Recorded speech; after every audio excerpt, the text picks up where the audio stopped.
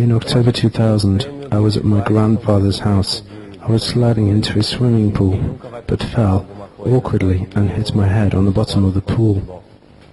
I twisted my neck, but did not realize at the time that I had broken my sixth cervical bone.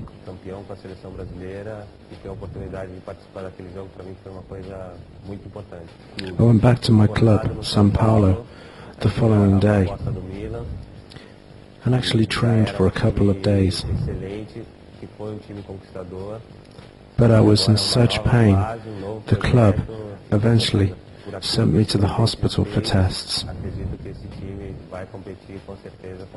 The doctor was asking me whether my limbs were feeling numb, and I told him I was okay.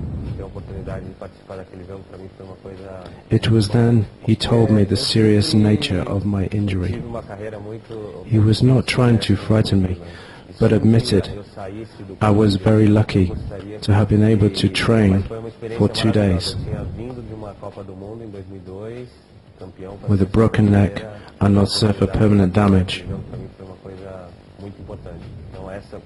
All I knew since a kid was that anyone with a broken neck would be disabled for life. So, my immediate question, would I ever be able to play football again?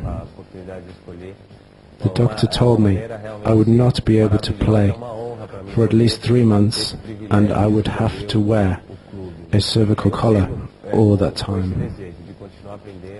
Then they would tell me if I was going to fully recover. But after 2 months, the injury had healed, and I was able to resume my football career.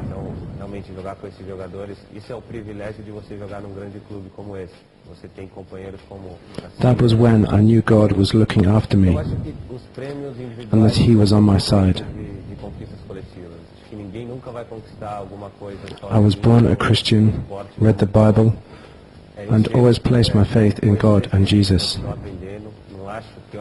During my injury, many fears crossed my mind. Reading the Bible and praying were the things that really helped me through those times. I had several extraordinary experiences with God, which made me feel confident I would eventually play football again.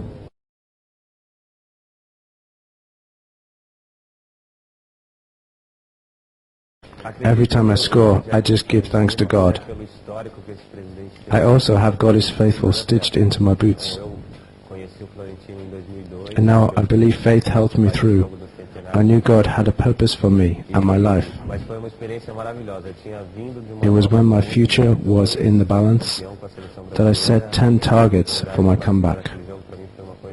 The first was simply to kick a football again. The second, to resume my professional career with São Paulo, ranging through to playing in the World Cup finals for Brazil. I'm moving to a major club in Europe. I was very young when I planned out my career, and everything so far has worked as I hoped it might. People ask what my opinion is of other players' lives.